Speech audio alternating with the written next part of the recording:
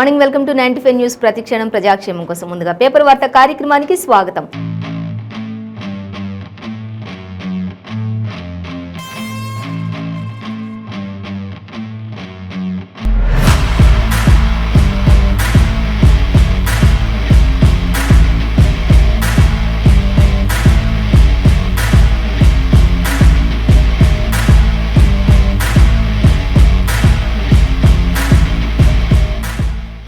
ఈ రోజు మన ముందు నమస్తే తెలంగాణ, ఆంధ్రజ్యోతి, వెలుగు దినపత్రికలోనే ఏ దినపత్రికలు ఏ వార్తలు ఉన్నాయనేది మనం మొదటిగా చూసుకున్నట్లయితే ఫస్ట్ మనం వెలుగు దినపత్రిక చూసుకుందాం. వెలుగు దినపత్రిక చూసినట్లయితే మనకి వెలుగు దినపత్రికలో ఫస్ట్ ప్రధాన వార్త అంటే మనకి రాష్ట్రపతి ద్రౌపది ముర్ము శుక్రవారం సాయంత్రం హైదరాబాద్కు చేరుకున్నారు ఢిల్లీ నుంచి అనేది మనకు ఒక ప్రధాన వార్తగా ఇచ్చారు. ఫస్ట్ వార్త మనకు అది. సో దానికి సంబంధించి డీటెయిల్స్ చూసుకుందాం. అలాగే రియల్ ధమాల్ అంటూ మనకి మరొక వార్త ఇచ్చారు. సో హెడ్లైన్ గానే ఇచ్చారు, అది కూడా మనం దానికి సంబంధించి కూడా డీటెయిల్స్ చూద్దాం. ఇక టీఎస్పీఎస్సీ సభ్యుల నియామకం రూల్స్ కు విరుద్ధంగా ఉంది అంతా కూడా అంటూ హైకోర్టు కూడా ప్రశ్నిస్తున్నటువంటి వార్త కూడా మనకు ఒకటైతే సంచలనంగా వెలుగు దినపత్రికలు ఇచ్చారు. సో దానికి సంబంధించి కూడా డీటెయిల్స్ చూద్దాం. ఇంకా కాగ్ వద్దన్న కూడా కంపెనీకే ధరణి అంటూ కూడా మనకి ఇవ్వడం జరుగుతుంది. సో దానికి సంబంధించి కూడా డీటెయిల్స్ చూద్దాం. ఇక గాయపడిన దావకనికపోతే డాక్టర్లు లేరు అంటూ కూడా మనకు ఒక వార్త అయితే ఇక్కడ హృదయ విదారకమైనటువంటి ఘటన కూడా మనకు ఒకటి కనిపిస్తుంది. సో అన్ని కూడా మనం డీటెయిల్గా చూసుకుందాం. ఇంకా సర్కార్ నుంచి బిల్లులు రాక మనస్తాపంతో మాజీ సర్పంచ్ భర్త ఆత్మహత్య చేసుకున్నారు అనేది కూడా ఒక వార్త అయితే ఎంతో మరి హృదయం కదిలించేటటువంటి విషయాలు కూడా మనకి ఈరోజు మా వెలుగు దినపత్రికలు ఇవ్వడం జరుగుతుంది. ఇంకా హైదరాబాద్ను దేశానికి రెండో రాజధాని చెయ్యాలి అంటూ కూడా అంబేద్కర్ మనవడు కూడా ఇదే చెప్పారు అంటూ మనకు ఒక వార్త అయితే ఇచ్చారు ఇక్కడ. సో దానికి సంబంధించి డీటెయిల్స్ చూద్దాం. ఇక ట్రక్కుతో తొక్కించి కానిస్టేబుల్ హత్య అంటూ కూడా మనకు ఒక వార్త. సో ఇంకా అన్ని కూడా డీటెయిల్స్ చూద్దాం. కామర్స్ వైపు స్టూడెంట్ల చూపు అంటూ ఇచ్చారు. దోస్ ఫస్ట్ పేజ్ సీట్ల అలాట్మెంట్కు బీకామ్ దే హవా నడుస్తుంది అంటూ కూడా మనకి స్టూడెంట్స్ అంతా కూడా కామర్స్ వైపు మొగ్గు చూపుతున్నారు ఎక్కువగానే. దానికి సంబంధించి ఆర్ట్స్కి సంబంధించి కూడా మనకి ఎక్కడ ఇవ్వడం జరుగుతుంది. సో అవన్నీ కూడా మనం డీటెయిల్స్ చూద్దాం. సో ఫస్ట్ మనం చూసినట్లయితే ఇక ద్రౌపది ముర్ము విషయానికి వచ్చినట్లయితే మనకి రాష్ట్రపతి ద్రౌపది ముర్ము మనకి ఢిల్లీ నుంచి హైదరాబాద్కి నిన్న వచ్చారు శుక్రవారం అనేది కూడా మనకి క్లియర్గా మెన్షన్ చేశారు. అలాగే ఇంకా చూసినట్లయితే ఆమె రాగానే అందరూ కూడా గవర్నర్ తమిళసై సౌందరరాజన్ అలాగే ఇతర ఉన్నతాధికారులు అలాగే మంత్రి కిషన్ రెడ్డి అందరూ కూడా అక్కడ సాదర స్వాగతం పలికారు అంటూ కూడా మనకి ఇక్కడ క్లియర్గా సీఎం కేసీఆర్తో సహా అందరూ కూడా సాధారణంగా స్వాగతం పలికారు. శాలువాలతోటి ఆమెను ఎంతో ఘనంగా సత్కరించినట్లుగా కూడా తెలుస్తుంది అంటూ మనకి ఇక్కడ ఇవ్వడం జరిగింది. సో దీనికి సంబంధించిన మరిన్ని డీటెయిల్స్ అన్నీ కూడా మనకి మెయిన్ అంటే 8th పేజీలో ఇచ్చారు, చూడొచ్చు. ఫస్ట్ అయితే ఇక మరి విమానాశ్రయం నుంచి రాగానే కూడా అక్కడ అందరూ కూడా ఎంతో సాధారణంగా స్వాగతం పలికినటువంటి దృశ్యాన్ని అయితే మనకి ఇక్కడ క్లియర్గా మెన్షన్ చేశారు. సో దానికి సంబంధించి మరిన్ని డీటెయిల్స్ 7th పేజీలో చూడొచ్చు. అలాగే ఇక మరొక వార్త మనం చూసినట్లయితే రియల్ ధమాల్ అంటూ పడిపోయిన రిజిస్ట్రేషన్లో మార్కెట్ నేల చూపులు చూస్తుంది అన్నట్లుగా మనకి ఇక్కడ ఇచ్చారు. సో రియల్ ఎస్టేట్లు అన్నీ కూడా ఇప్పుడు ఒక్కసారిగా పడిపోయినటువంటి పరిస్థితి నెలకొంది అనేది అయితే మనకి కనిపిస్తుంది. ఇండ్లు, ప్లాట్లు, జాగలు, భూములు అమ్ముడుపోతే ఎలా ఉంటుంది అనేది కూడా మనకి ఇచ్చారు. ఇక 111 CO ఎత్తివేసిన ఏరియాలు ట్రిబులర్ అలాగే ఓఆర్ఆర్ ప్రాంతాల్లోనూ ఇంతే జరుగుతూ ఉంది అంటూ కూడా మనకి ఇవ్వడం జరుగుతుంది. అలాగే ఇంకా చూసినట్లయితే ఎలక్షన్ నేపథ్యంలోనే అమ్మకానికి మస్తు భూములు ఉన్నాయి రెడీగా అంటూ కూడా ఎలక్షన్స్ మూమెంట్ కావడంతో మస్తు భూములన్నీ కూడా రెడీగా అమ్మకానికి ఉన్నాయి అంటూ కూడా తెలుస్తుంది. 111 CO ఎత్తివేసిన ఆ ప్లేస్లలో కూడా అంతా కూడా ఇదే విధంగా కొనసాగుతుంది అనేది కూడా మనకి ఇక్కడ ఇవ్వడం జరుగుతుంది. 100 ఎకరాలు గంపగుత్త బేరానికి పెట్టినట్లు లీడర్లు చేస్తూ ఉన్నారు అనేది కూడా అయితే మనకి క్లియర్గానే మెన్షన్ చేశారు. ఇక రిజిస్ట్రేషన్లు భారీగా తగ్గుదలగా రిజిస్ట్రేషన్లు ఒకప్పుడు విపరీతంగా జరిగేవి, కానీ ఇప్పుడైతే ఎంతో భారీగా రిజిస్ట్రేషన్లు కూడా తగ్గుముఖం పట్టాయి అన్నట్లుగా ఇచ్చారు. ఇక రాష్ట్రంలో రియల్ ఎస్టేట్ మార్కెట్ మొత్తం కూడా మందగించింది అంటూ కూడా అసెంబ్లీ ఎన్నికల నేపథ్యంలోనే ఇవన్నీ చోటు చేసుకుంటున్నాయి అనేది కూడా మనకి క్లియర్గానే మెన్షన్ చేశారు. సో ఇక ఆ తర్వాత మళ్ళీ ఎలక్షన్స్ అనంతరం మళ్ళీ ఏం జరుగుతుంది అనేది కూడా తెలియదు. ప్రజెంట్ అయితే ఇప్పుడు భూములన్నీ కూడా చాలా వరకు జాగలు, భూములు అన్నీ కూడా అమ్ముడుపోక చాలా వరకు అన్నీ కూడా కుదేలైపోయినట్లుగా తెలుస్తుంది అని పడిపోయిన రిజిస్ట్రేషన్లు మార్కెట్ అంతా కూడా నేల చూపులు చూస్తుంది అంటూ కూడా ఒకప్పుడు రిజిస్ట్రేషన్లు చాలా వరకు అవుతూ ఉండే, కానీ ఇప్పుడైతే రిజిస్ట్రేషన్లు కూడా జరగట్లేదు అన్నట్లుగా మనకి ఇక్కడ ఇవ్వడం జరిగింది. మిగతా డీటెయిల్స్ అన్నీ కూడా మనం 7th పేజీలో 2nd పేజీలో చూడొచ్చు. మొత్తంగా అయితే రియల్ ఎస్టేట్ అనేది ఒక పడిపోయి రిజిస్ట్రేషన్లు అన్నీ కూడా పడిపోయినట్లుగా తెలుస్తుంది అనేది అయితే క్లియర్గా ఇచ్చారు. ఇక అలాగే టీఎస్పీఎస్సీ సభ్యుల విషయానికి వచ్చినట్లయితే టీఎస్పీఎస్సీ సభ్యుల నియామకం రూల్స్కు విరుద్ధంగా ఉంది అనేది మనకి ఇక్కడ ఇచ్చారు. చూద్దాం దానికి సంబంధించి. అలాగే ఇష్టమైన వాళ్ళను నియమించడం చెల్లదు అంటూ హైకోర్టు ఆదేశాలు జారీ చేసినట్లుగా తెలుస్తుంది అనేది కూడా మనకి క్లియర్గానే మెన్షన్ చేశారు. అలాగే 6 నియామకంపై మళ్ళీ రివ్యూ చేయాలని ఆర్డర్ వేసింది హైకోర్టు. సమర్థత జ్ఞానం లేని వాళ్ళను పెడితే హైకోర్టు రద్దు చేయొచ్చు అంటూ కూడా సమర్థత లేని వాళ్ళు కానీ జ్ఞానం లేని వాళ్ళు కానీ ఒక క్రమ పద్ధతి లేని వాళ్ళు కానీ ఇలా ఆ యొక్క అర్హతకు అనర్హతగా ఉన్న వాళ్ళు ఎవరైనా వచ్చినప్పుడు హైకోర్టు దానిని రద్దు చేసే అవకాశం ఖచ్చితంగా ఉంటుంది అన్నట్లుగా మాత్రం మనకి క్లియర్గా మెన్షన్ చేశారు. ఇక్కడ మనం దానిని గమనించవచ్చు. సో అలాగే పదవులు ఖాళీగా ఉన్నట్లు వాళ్లకు ఎట్లా తెలుస్తుంది అసలు అంటూ కూడా అప్లికేషన్స్ ఎలా సమర్పించారో కూడా తెలియట్లేదు అంటూ కోర్టు ఆగ్రహం వ్యక్తం చేస్తున్నట్లుగా తెలుస్తుంది. అసలు ఇక్కడ ఖాళీ ఉన్నాయని ఎలా తెలుస్తుంది, వాళ్ళకి అప్లికేషన్స్ ఎలా అప్లై చేస్తున్నారు, ఎలా ఇవన్నీ కూడా మళ్ళీ ఓకే చేసుకుని జాబ్లో జాయిన్ అవ్వడం జరుగుతుంది అంటూ కూడా హైకోర్టు ప్రశ్న వేస్తున్నట్లుగా తెలుస్తుంది. సో మొత్తంగా అయితే రూల్స్కు విరుద్ధంగా చేస్తున్నారు అన్నీ కూడా. ఏదైనా కానీ రూల్స్కు విరుద్ధంగా ఉంటే మాత్రం ఇమ్మీడియట్లీ వాళ్ళని రద్దు చేసే అవకాశం కూడా హైకోర్టుకు ఉంది అంటూ కూడా మనకి ఇక్కడ టీఎస్పీఎస్సీకి సంబంధించి సభ్యుల నియామకానికి సంబంధించి మనకి ఎంతో క్లియర్గానే వివరిస్తూ ఉన్నారు. సో హైకోర్టు అయితే ఈ విషయంలో కాస్త ఆగ్రహంగానే ఉన్నట్లుగా తెలుస్తుంది. ప్రతి ఒక్కరిని కూడా క్వశ్చన్ చేస్తూ ఉన్నారు. అసలు ఎలా మీరు అర్హత లేని వాళ్ళందరినీ తీసుకొచ్చి ఈ విధంగా ఇప్పటికే 6 పైన అనర్హత వేటు వేసినట్లుగా తెలుస్తుంది. 6 రద్దు చేసినట్లుగా కూడా టీఎస్పీఎస్సీకి సంబంధించి మనకి ఇక్కడ ఇవ్వడం జరుగుతుంది. సో అలాగే మరొక వార్త మనం చూసినట్లయితే కాగ్ వద్దన్న కూడా కంపెనీకే ధరణి అంటూ ఇచ్చారు. 2010లో ఒడిశా కోసం ధరణి పేరిట సాఫ్ట్వేర్ రూపకల్పన చేసినట్లుగా తెలుస్తుంది అనేది అయితే మనకి క్లియర్గా మెన్షన్ చేశారు. అక్కడ ఫెయిల్ అయిన కంపెనీకే అప్పగించిన రాష్ట్ర సర్కార్ అంటూ కూడా మనకి ఇవ్వడం జరుగుతుంది. ఇక కంపెనీలు మారినా కూడా అన్నింట్లో ఒక్కరే కామన్ డైరెక్టర్ ఉంటారు అంటూ తహసీల్దార్ ఆఫీసులు ఆపరేటర్లు కూడా అంటూ ఇచ్చారు. ఇక ఆయన సంస్థ ఉద్యోగులే ఎక్స్పీరియన్స్ లేని సంస్థ చేతిలో రాష్ట్ర భూ రికార్డులు ఉన్నాయి అంటూ కూడా మనకి ఇక్కడ ఇవ్వడం జరుగుతుంది. ఎక్స్పీరియన్స్ లేని వాళ్ళు ఎవరైతే ఉంటారో వాళ్ళందరి చేతుల్లో ఇప్పుడున్న భూ రికార్డులు అన్నీ కూడా ఉన్నాయి. వాళ్ళ ద్వారా ధరణిలో అనేక అవకతవకలు కూడా జరిగే అవకాశం ఉంటుంది. కానీ కంపెనీలు మారినా కూడా అన్నింట్లో ఒక్కరే కామన్ డైరెక్టర్గా ఉంటున్నారు అనేది కూడా ఒక వార్త అయితే మనకి సంచలనంగా ఇచ్చారు. ఏదైనా కంపెనీ మారినప్పుడు డైరెక్టర్ మారుతారు, కానీ అలాంటిది ఏమీ లేకుండా ఒక కంపెనీ మారుతూ ఉన్నప్పటికీ కూడా డైరెక్టర్ మాత్రం మారట్లేదు అనేది అయితే మనకి క్లియర్గానే ఇచ్చారు. ఇక తహసీల్దార్ ఆఫీసులో కూడా ఆపరేటర్లు ఆయన సంస్థ ఉద్యోగులే ఉంటారు అనేది కూడా తహసీల్దార్ ఆఫీసులు ఎవరైతే ఉంటారో ఆ వాళ్ళకి సంస్థకు సంబంధించిన వాళ్ళే అక్కడ డైరెక్టర్లుగా ఆ సంస్థ వాళ్ళే ఉద్యోగులుగా కూడా ఉంటారు అంటూ కూడా మనకి ఇవ్వడం జరుగుతుంది. ఇక భూ వివాదాలపై పరిష్కారం అంటూ రాష్ట్ర ప్రభుత్వం స్థాపించినటువంటి ధరణి పోర్టల్ ఇప్పుడు అనేక సమస్యలకి దారితీస్తూ ఉంది అనేది అయితే మనకి తెలుస్తుంది. ఇక ఏ భూ సమస్యలు అనేది లేకుండా ఏదైతే చెయ్యాలి అని ధరణి పోర్టల్ని ప్రారంభించారో దాని ద్వారా ఇప్పుడు అనేక సమస్యలు తలెత్తుతున్నాయి అనేది అయితే ఒక వార్త మనకి ఇచ్చారు. సో దానికి సంబంధించి ఇంకా మరిన్ని డీటెయిల్స్ అయితే సెకండ్ పేజీలో మనం చూడొచ్చు. అలాగే ఇక మరొక వార్త చూస్తే గాయపడి దవాఖానకు పోతే డాక్టర్లు లేరు. పరిగి ఆసుపత్రిలో 8 మంది డాక్టర్లకు డ్యూటీలో 8 మంది డాక్టర్లు ఉండాల్సిన డ్యూటీలో ఒక్కరే ఉన్నారు. ఎవరైనా గాయపడి ఒకవేళ ఎమర్జెన్సీగా వెళ్తే కూడా అక్కడ డాక్టర్ లేరు అని చెప్పడం జరుగుతుంది. ఇంకా ఆటోను ఢీకొట్టిన కారు, ఇక ఇందులో 16 మందికి గాయాలయ్యాయి. సర్కార్ దవాఖానకు పోతే ప్రైవేటుకు పంపించిన సిబ్బంది, ప్రైవేట్ ఆసుపత్రిలో మార్గమధ్యంలో ఒకరు మృతి అంటూ కూడా ఇచ్చారు. ప్రైవేట్ ఆసుపత్రిలో చికిత్స పొందుతూ ఒకరు మృతి, మార్గమధ్యంలో ఒకరు మృతి. మరి దవాఖానకు వెళ్తే 8 మంది ఉండాల్సిన అక్కడ సిబ్బంది, ఆ డాక్టర్లు వైద్యులు ఉండాల్సిన ప్లేస్లో ఒక డాక్టరే ఉండడం వల్ల అక్కడ ఎటు కూడా చేయలేని పరిస్థితిలో మళ్ళీ ప్రైవేట్ హాస్పిటల్కి పంపించడం జరిగింది. ఆ ప్రైవేట్ హాస్పిటల్కి వెళ్ళే లోపలే మృత్యువు కబలిస్తూ ఉంది అంటూ కూడా చెప్తూ ఉన్నారు. ఇంకా ఈ విధమైనటువంటి పరిపాలన కొనసాగుతుంది అనేది కూడా తెలుస్తుంది. కానీ రాష్ట్ర సర్కార్ మాత్రం పేదవాళ్ళకి అందని ద్రాక్షగా ఉన్నటువంటి ఈ యొక్క వైద్యం ఎవరు కూడా అలాంటిది అనుకోకుండా ప్రతి ఒక్కరికి అందుబాటులో ఉండే విధంగా వైద్యశాలలు ప్రారంభిస్తూ ఉన్నాము, డాక్టర్లను పెంచుతూ ఉన్నామని చెప్పడం చూస్తూ ఉన్నాం మనం. కానీ ఇలాంటివి మరి అట్లా చెప్తున్నప్పటికీ కూడా ఇలాంటివి ఇంకా జరుగుతూనే ఉన్నాయి.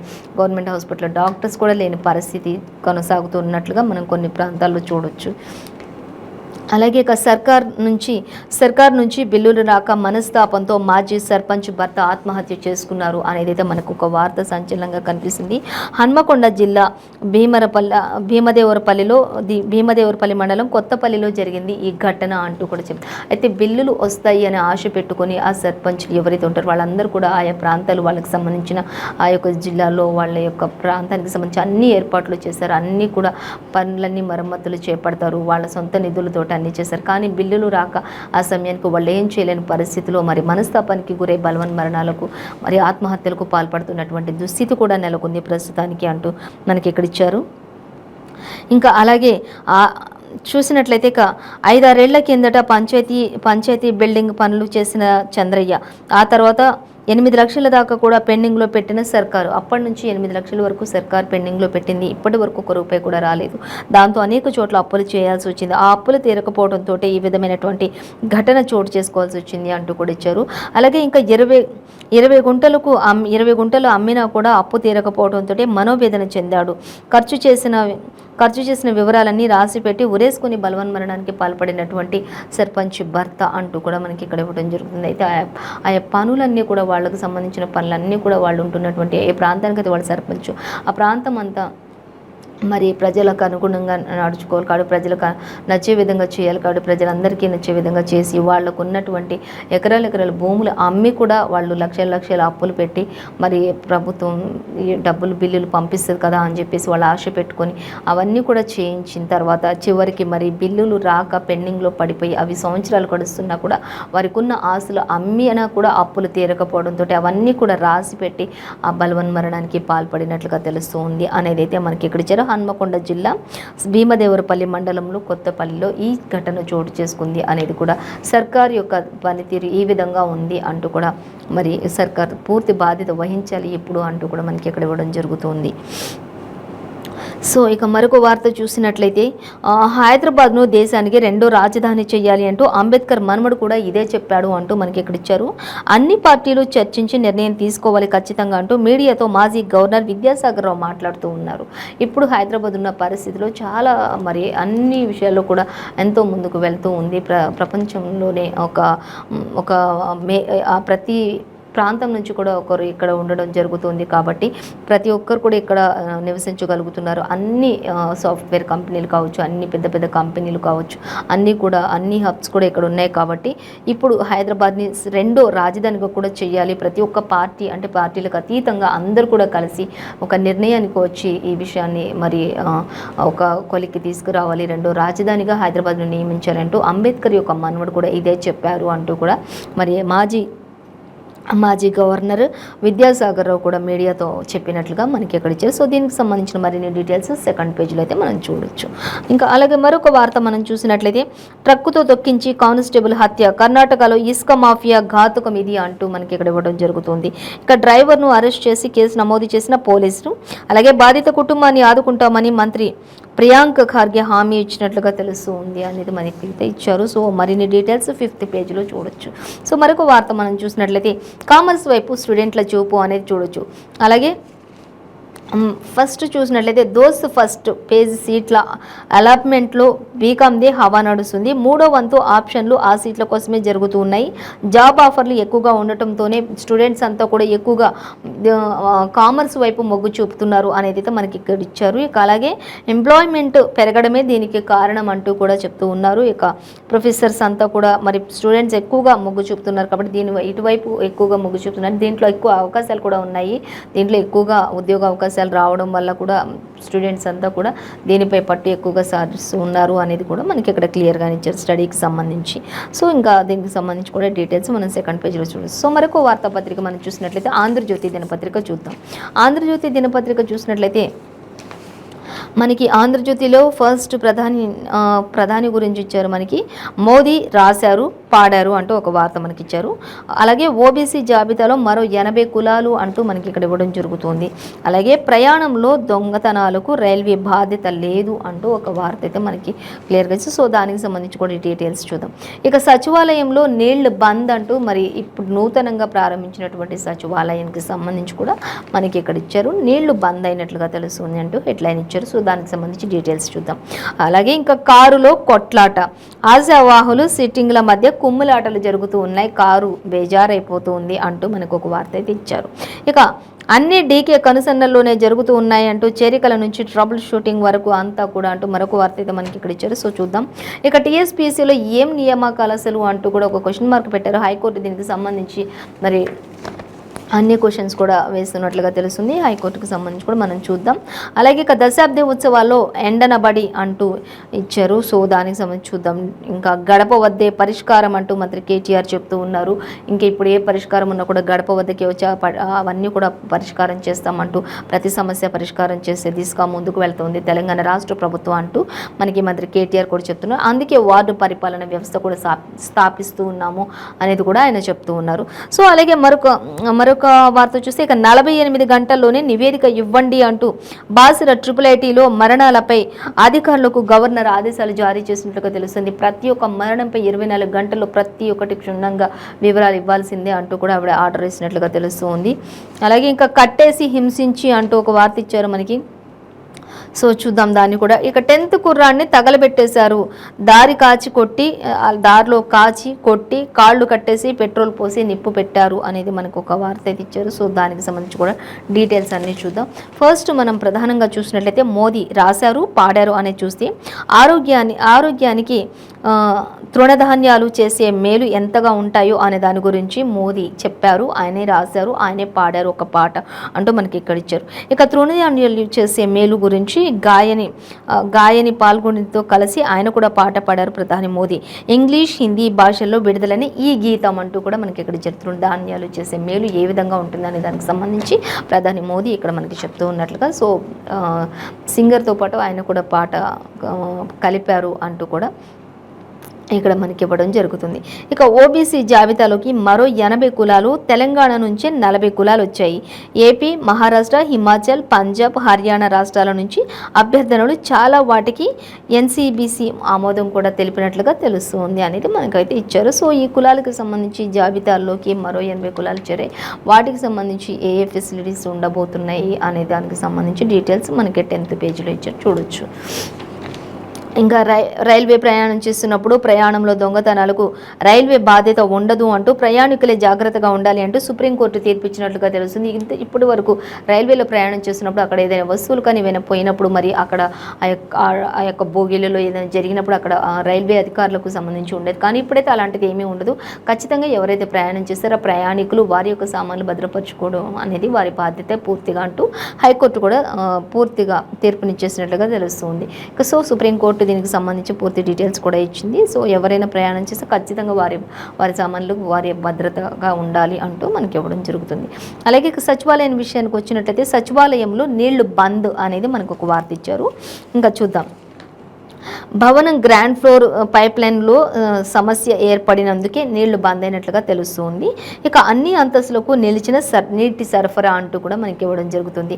నిన్న మొన్నే స్టార్ట్ చేసినప్పటికీ కూడా ఇంకా పైప్ లైన్లు కూడా సరిగా లేని పరిస్థితి. అప్పటి 1-2 నెలలకి పైప్ లైన్లు కూడా సరిగా లేని పరిస్థితి.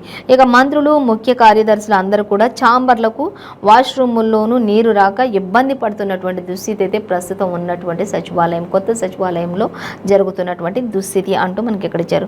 బీఆర్కే భవన్ బయటకు అధికారులు, సిబ్బంది పనిచేయని ప్యూరిఫైయర్లు అంటూ కూడా ఇచ్చారు.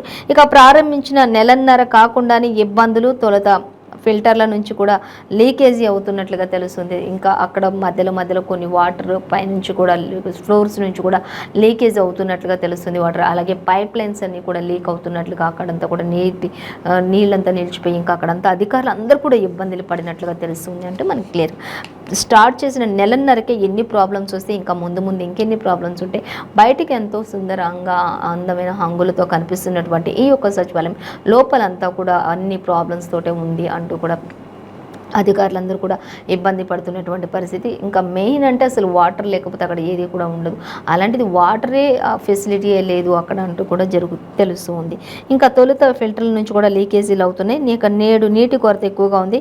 నీటిని సరఫరా చేసామన్నా వాటర్ ఫర్స్ బోర్డు అంటూ కూడా ఇచ్చారు. కానీ వాటర్ సరఫరా చేస్తున్నాం, అక్కడ అందుబాటులో పెడుతూ ఉన్నాం నీరు అంటున్నారు. కానీ పైప్లైన్ల నుంచి నీరు రావడానికి మాత్రం ఇంకా సమయం పడుతుంది. ఇంకా అక్కడ లీకేజీలన్నీ కూడా సరి చేయాల్సిన అవసరం ఉంది అంటూ మనకి ఇచ్చారు. సో దీనికి సంబంధించిన ఇంకా మరిన్ని డీటెయిల్స్ 9th పేజీలో మనం చూడొచ్చు.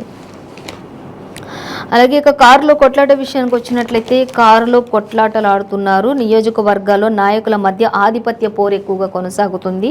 అలాగే వర్గాలుగా విడిపోతున్నప్పటికీ బీఆర్ఎస్ నాయకులు మాత్రం ఎమ్మెల్యేలు వ్యతిరేకంగా పట్టుబడుతున్నారు అని అసమ్మతి కూడా నెలకొల్పుతున్నారు ఈ విషయంలో. ఇక మంత్రుల సమక్షంలోనే బాహాబాహికి కూడా సన్నద్ధమవుతున్నటువంటి బీఆర్ఎస్ శ్రేణులు అంటూ కూడా మనకి ఇక్కడ ఇవ్వడం జరుగుతుంది.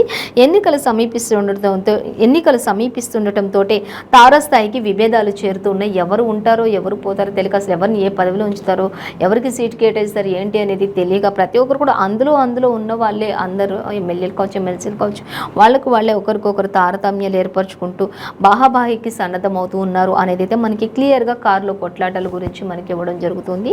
సో దానికి సంబంధించి కూడా ఇంకా మరిన్ని డీటెయిల్స్ కూడా ఇచ్చారు. ఇక మిత్రపక్షం అలాగే ఎంవీఎం కూడా తన వంతు పాత్ర ఎంత జరుగుతున్నప్పటికీ కూడా స్పందించని అధిష్టానం, ఇంత కొట్లాటలు జరిగి ఇంత కారులో ఇలాంటివి జరుగుతున్నప్పటికీ కూడా సర్కార్ మాత్రం ఇంతవరకు స్పందించారు. కొన్ని విషయాల్లో ఎందుకు సర్కార్ అసలు స్పందించదు అంటూ కూడా ఇక్కడ ఒక వార్త అయితే సంచలనంగా ఇచ్చారు. అసలు ఇంత జరుగుతున్న అధిష్టానం ఎందుకు స్పందించట్లేదు అంటూ కూడా పలువురు క్వశ్చన్ వేస్తున్నారు. ఇక ఆపకుంటే పుట్టి మునుగుతుంది అంటున్న పార్టీ శ్రేణులు అంటూ కూడా జరుగుతున్నారు. ఆపకపోతే మాత్రం పుట్టి మునిగిపోతుంది అన్నట్లుగా కూడా ఇక్కడ సంచలనంగా ఉంది ఇదంతా కూడా అంటూ కూడా మనకి ఇవ్వడం జరుగుతుంది. మరిన్ని డీటెయిల్స్ అయితే మనం 11th పేజీలో చూడొచ్చు. మొత్తంగా అయితే ఇక కారులో అందరు కూడా ఎన్నికలు సమీపిస్తున్న వల్ల అందరు కూడా ఒకరికొకరు టెన్షన్కు లోనవ్వచ్చు. ఇంకా ఎవరి పాత్ర ఏంటి అనేది తెలియకపోవచ్చు. సో దాంతో ఇంకా అందరు కూడా చాలామంది వాళ్ళకు కొట్లాటల్లో ఉంటున్నారు అంటూ మిత్రుల సమక్షంలో కూడా బాహాబాహికి దిగుతున్నారు. ఒకప్పుడు మిత్రులుగా ఉండేవాళ్ళు కూడా ఇప్పుడు శత్రువులుగా మారుతున్నటువంటి పరిస్థితి అక్కడ కొనసాగుతుంది అనేది అయితే మనకి ఇచ్చారు. సో మరొక వార్త చూద్దాం. అన్ని డీకే కనుసన్నల్లోనే జరుగుతున్నాయి అనేది అయితే మనకి ఇచ్చారు. చేరికల నుంచి ట్రబుల్ షూటింగ్ వరకు కూడా తెలంగాణ ఎన్నికల అబ్జర్వర్గా బాధ్యతతో కర్ణాటక తరహా వ్యూహాలు అమలు చేస్తున్నారు అనేది అయితే మనకి ఇక్కడ ఇచ్చారు. ఎన్నికలు జరగనున్న మిగిలిన 4 రాష్ట్రాలు బాధ్యతల్ని అప్పగించనున్న అధిష్టానం అన్నీ కూడా డీకే కనుసన్నలోనే జరుగుతాయి అంటూ కూడా మనకి ఇవ్వడం జరుగుతుంది. ఇక దమ్ముంటే సిట్టింగ్లకు సీట్ ఇవ్వాలి అంటూ కేసీఆర్కు టీపీసీసీ చీఫ్ రేవంత్ రెడ్డి ఒక సవాల్ విసిరినట్లుగా తెలుస్తూ ఉంది. అలాగే సెల్ఫ్ డబ్బాలు కొట్టుకుంటున్న కేటీఆర్ డిసెంబర్ 9న కాంగ్రెస్ గెలుపు సంబరాలు, కాంగ్రెస్లో నేతల చేరికలు గాలివాటం కాదు అంటూ కూడా ఇచ్చారు. ఇంకా చూసినట్లయితే 10 రోజులకు ఒకసారి తెలంగాణకు రండి, ప్రియాంక గాంధీని కోరిన ఎంపీ కోమటిరెడ్డి అంటూ కూడా ఇచ్చారు. 10 రోజులకు ఒకసారి, వీక్లీ వన్స్ లేదా 15 డేస్కి ఒకసారి, మంత్లీ ట్వైస్ ఇలా మరి ఖచ్చితంగా తెలంగాణ రాష్ట్రానికి రావాలి అంటూ కూడా మనకి ఇక్కడ ఒక వార్త అయితే సంచలనంగా కోమటిరెడ్డి కూడా మాట్లాడుతున్నటువంటి పరిస్థితి మనకి ఇక్కడ ఇచ్చారు. సో దానికి సంబంధించి కూడా ఇంకా ఇవన్నీ కూడా పార్టీ బలోపేతానికి పార్టీ శ్రేణులు, కార్యకర్తలు అందరూ కూడా కృషి చేయాలి అంటూ కూడా మనకి ఇక్కడ క్లియర్గానే కోమటిరెడ్డి మాట్లాడుతున్నటువంటి, అలాగే టీపీసీసీ అధ్యక్షులు రేవంత్ రెడ్డి కూడా మాట్లాడుతున్న పార్టీ శ్రేణులు అందరికీ కూడా దిశానిర్దేశాలు చేస్తూ ఉన్నారు.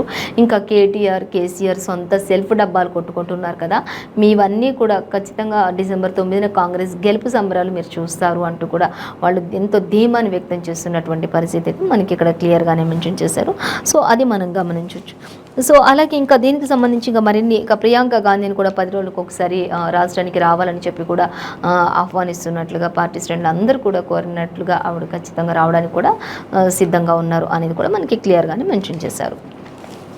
సో ఇక మరొక వార్త మనం చూసినట్లయితే టీఎస్పీఎస్సీలో ఇవేం నియామకాలు అంటూ హైకోర్టు క్వశ్చన్ చేస్తుంది. రాజ్యాంగబద్ధ పదవుల్లో ఇష్టానుసారంగా నియమిస్తారా ఎవరినైనా అంటూ కూడా మనకి ఇక్కడ ఒక వార్త. ఎలాంటి చర్చలు, స్క్రీనింగ్ జరిగినట్లు కనిపించడం లేదు. మార్గదర్శకాలు లేనంత మాత్రాన ఇష్టారాజ్యంగా నియమిస్తారా ఎవరినంటే వాళ్ళని అంటూ కూడా హైకోర్టు ఆగ్రహం వ్యక్తం చేస్తుంది. 6 సభ్యుల నియామకాలపై హైకోర్టు కీలక తీర్పునిస్తున్నట్లుగా తెలుస్తుంది. అలాగే ఇంకా అలాగే పునః పరిశీలించి 3 నెలల్లో నిర్ణయం తీసుకోవాలి అంటూ ఆదేశాలు జారీ చేసింది. సమర్థులు అర్హులను నియమించాలని చెప్పి వ్యాఖ్యానించినట్టుగా తెలుస్తుంది. ఏదైనా పనికి వాళ్ళు ఖచ్చితంగా సమర్థులు, వాళ్ళు ఖచ్చితంగా అర్హులు అనుకున్న వాళ్ళని మాత్రమే తీసుకోవాలి తప్పితే వేరే ఇష్టం వచ్చినట్టు ఎవరినంటే వాళ్ళని మాత్రం తీసుకోవడానికి వీల్లేదు అంటూ కూడా హైకోర్టు కీలక తీర్పునిచ్చేసినట్లుగా తెలుస్తుంది. టీఎస్పీఎస్సీలో నియామకాలకి సంబంధించి అనేది అయితే మనకి క్లియర్గానే మెన్షన్ చేశారు. సో మరొక వార్త మనం చూసినట్లయితే అందుకే వార్డు అంటే గడప వద్దే పరిష్కారం అంటూ ఇచ్చారు. అందుకే వార్డు పాలన వ్యవస్థ రూపిస్తున్నాం అంటూ కూడా మనకి మంత్రి కేటీఆర్ చెప్తున్నారు. ఫిర్యాదు చేసిన నిర్ణీత వ్యవధిలో పరిష్కారం వ్యక్తులు కాదు వ్యవస్థ శాశ్వతం అంటూ కూడా ఇచ్చారు. వ్యక్తులు కాదు వ్యవస్థే శాశ్వతంగా ఉండాలి, ఏదైనా సమస్య చెప్పినా వెంటనే పరిష్కారం అయ్యే విధంగా చూడాలి అంటూ కూడా ఇచ్చారు. ఇక ఇది విజయవంతమైతే దేశానికి ఆదర్శంగా ఉంటాం. ఎవరైతే ఎక్కడైతే పరిష్కారం ఒక సమస్య ఉంది అని చెప్తారో అక్కడే ఆ సమస్య పరిష్కారం అయిపోవాలి అంటూ కూడా మంత్రి కేటీఆర్ గడప వద్దే పరిష్కారం అనే కార్యక్రమాన్ని కూడా ఆయన చేపట్టినట్లుగా తెలుస్తోంది. సో అలాగే ఇంకా మరొక వార్త చూసి ఇది కనుక విజయవంతమైతే దేశానికి ఆదర్శంగా ఉంటాం. కాచిగూడ వార్డు కార్యాలయం ప్రారంభోత్సవంలో మంత్రి కేటీఆర్ ఈ విషయాలన్నింటినీ కూడా వెల్లడించారు. ఎన్నికలు ఉన్నాయని లొల్లి చేయొద్దని కూడా పార్టీ నేతలకు చురుకలు అంటించినట్లుగా తెలుస్తుంది. ఎన్నికలను ఊకే లొల్లి చేయొద్దు అంటూ కూడా పార్టీ నేతలందరికీ కూడా ఆయన చురుకలు అంటించినట్లుగా తెలుస్తుంది. ఇంకా ఒక్కరోజే 3,000 కోట్లు చెల్లించామంటూ కూడా రైతుల ఖాతాలో ధాన్యం డబ్బు జమ చేశాం. 20వ తేదీలోగా చెల్లింపులు పూర్తి అంటూ కూడా గంగుల చెప్తూ ఉన్నారు. ఇక సో నేడు వరంగల్లో కేటీఆర్ పలు అభివృద్ధి కార్యక్రమాలు శంకుస్థాపనలు చేయబోతున్నారు అనేది కూడా మనకి క్లియర్గానే మెన్షన్ చేశారు. సో దానికి సంబంధించి కూడా మనం డీటెయిల్స్ అన్ని కూడా 11th పేజీలో చూడొచ్చు. అలాగే ఇంకా మరొక వార్త చూసినట్లయితే రాష్ట్రపతి ముర్ముకు స్వాగతం పలుకుతున్న గవర్నర్ తమిళిసై అండ్ కేసీఆర్ అంటూ మనకి ఇక్కడ ఇవ్వడం జరుగుతుంది. 48 గంటల్లో నివేదిక ఇవ్వండి అంటూ బాధితుల ట్రిపుల్ మరణాలపై అధికారులకు గవర్నర్ ఆదేశాలు జారీ చేశారు అనేది కూడా మనకి క్లియర్గా ఇచ్చారు. సో మరిన్ని డీటెయిల్స్ 11th పేజీలో చూడొచ్చు. ఇక రాష్ట్రపతికి గవర్నర్ సీఎం స్వాగతం పలికారు. తొలిసారి రాజ్భవన్కు ముర్ము రావడం జరిగింది అనేది కూడా మనకి క్లియర్గానే ఇచ్చారు. సో ఇక మరొక వార్త చూసినట్లయితే దశాబ్ది ఉత్సవాల్లో ఎండనబడి అంటూ ఇచ్చారు. విద్యార్థులను భాగం చేసేందుకే సర్కారు ప్రయత్నం చేస్తోంది. బీఆర్ఎస్ ప్యాకేజీలు ఇచ్చి మరీ ఉత్సవాలకు పిలిపిస్తున్నటువంటి తీవ్ర ఉష్ణోగ్రతల్లో కూడా సెలవులు పొడిగింపు లేదు అంటూ కూడా చేస్తున్నారు. ఇంత తీవ్ర ఎండల్లో కూడా విద్యార్థులకు ఏమాత్రం కూడా సెలవులు ప్రకటించకుండా తల్లిదండ్రులంతా కూడా కొంత ఆందోళన కూడా వ్యక్తం చేశారు. ఈ ఎండల్లో ఒక వారం పొడిగించాల్సింది సెలవులు అంటూ కూడా వాళ్ళు వేడుకున్నప్పటికీ కూడా సెలవులు అయితే ఇవ్వలేదు. ఒంటిపూట తరగతుల నిర్వహణ కూడా కనీసం చేపట్టకుండా ఫుల్ స్కూల్స్ పెట్టేస్తున్నారు. ఛత్తీస్గఢ్లో 25 దాకా సెలవులు ఇచ్చారు. ఏపీలో ఒంటిపూటే బడులున్నాయి. రాష్ట్రంలో మాత్రం యథావిధిగా విద్యా సంస్థలు మండుతున్న ఎండలకు వడదెబ్బ బారిన పిల్లలు ఉపాధ్యాయులకు సైతం అస్వస్థతలు అవుతూ ఉన్నాయి. అయినప్పటికీ కూడా పట్టించుకొని సర్కార్ ఎండనబడి వస్తున్నప్పటికీ కూడా దశాబ్ది ఉత్సవాల్లో మాత్రం వాళ్ళ ఆనందం వాళ్ళలోనే ఉన్నారు అంటూ మాత్రం ఇచ్చారు. ఇక తల్లిదండ్రుల్లో భయం ఉంది కొంత వరకు అంటూ పంపేందుకు జంకుతున్నటువంటి తల్లిదండ్రులు. అలాగే విద్యా సంస్థల్లో 25% మంది మాత్రమే హాజరవుతున్నట్లుగా కూడా తెలుస్తుంది అంటే ఇచ్చారు. సో మరిన్ని డీటెయిల్స్ 12th పేజీలో మనం చూడొచ్చు.